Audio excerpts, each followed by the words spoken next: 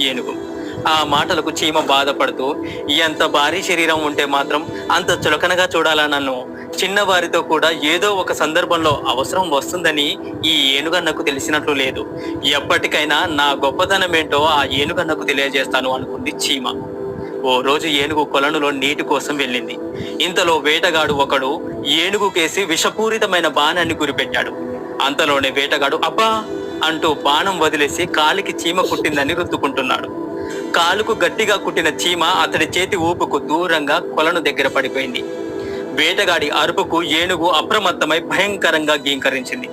పాడు చీమ సమయానికి కుట్టింది అనుకుంటూ వేటగాడు లబో దిబో అని పరుగున పరిగెత్తాడు. ఏనుగు చుట్టూ చూసింది. దాని చిన్న కళ్ళకు చిట్టి చీమ వెంటనే కనిపించింది. విషయం ఏనుగుకు అర్థమైంది. ఎరా తమ్ముడు, నువ్వేనా వేటగాడిని కుట్టింది అని అడిగింది ఏనుగు. అవునన్నా, నువ్వు నాకు చెరుకు ముక్క ఇచ్చిన రోజు నేను నీకు గట్టి మేలే చేస్తాలే అన్నా అని చెప్పాను కదా అంటూ నవ్వుతూ పలికింది.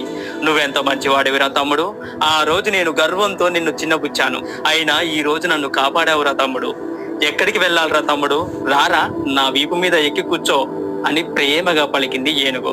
అలాగే ఏనుగన్నా అంటూ చీమ కూడా ఏనుగు పైకి ఎక్కింది. ఏరోయ్, నన్ను కుట్టవు కదా అని నవ్వుతూ పలికింది ఏనుగు. చచ్చా ఊరుకో అన్నా, ఏం మాట్లాడుతున్నావు? చెడ్డవాళ్ళను మాత్రమే కుడతానన్నా, నిన్నెందుకు కుడతానన్నా అని చీమ కూడా నవ్వుతూ పలికింది. ఈ స్టోరీ మీకు ఎలా అనిపించింది? ఈ స్టోరీలో మీకేం అర్థమైందో కమెంట్ చేయండి. అందుకే ఎవరిని తక్కువ చేసి మాట్లాడకూడదు. ఎవరినైతే నువ్వు అవమానించి హేళనగా మాట్లాడుతావో రేపటి రోజు వాళ్ళ సహాయం కోసమే నువ్వు వెళ్తావు.